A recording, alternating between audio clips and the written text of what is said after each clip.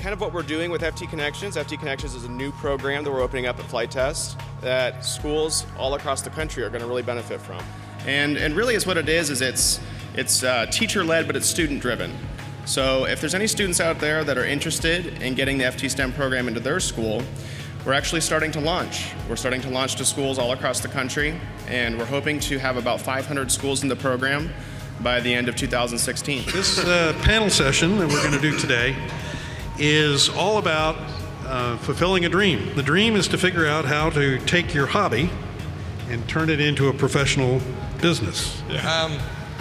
What advice would you have for someone who is looking to start a business and getting into precision agriculture and using UAVs for that?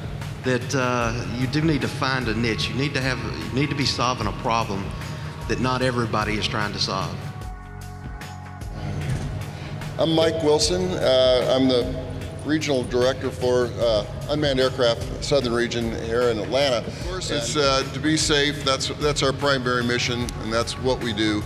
That's who we are, and we've always been. We've got the safest national airspace in the world. People expect that from us. And with this one, this is finally taking the best pictures possible. The newest camera, and I'm a little biased, but I think that with the platform and everything, the Phantoms are really, for a beginner, are the way to go. Intro on how to do aerial photography is my most recent project, if you notice in the gallery, is since I started doing this, I thought it'd be cool with these kind of angles you can take from a drone to do a Where's Waldo. One of the first things that we like to talk about when, because this is a question we get asked a lot. Yeah. Is what should I buy? Tell me what to do. Because a lot of people, spending a lot of money on something is kind of a scary experience. Do you want to feel like you're in an F-16 fighter jet? Exactly, yeah.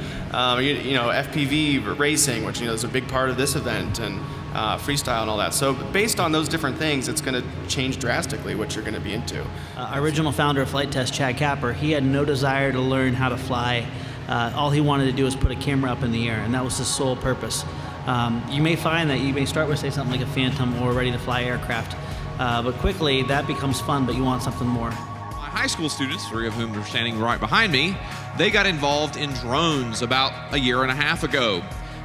And at that point, it was just a hobby. It was just a side project. But they got excited about it. They went to Oregon. They actually won a prize. And they decided they wanted to bring this to a larger educational audience. They decided they wanted to start a program called Drones for Good. Brilliant. So what is Drones for Good? Well, it's a really interesting question. So as Mr. Nichols was saying, we kind of got started in drones just kind of flying around, interested in the technology. And we realized that the interest that we had in this technology was not just our own. Anybody can get interested in drones. You all have seen them around this room today. They are incredible.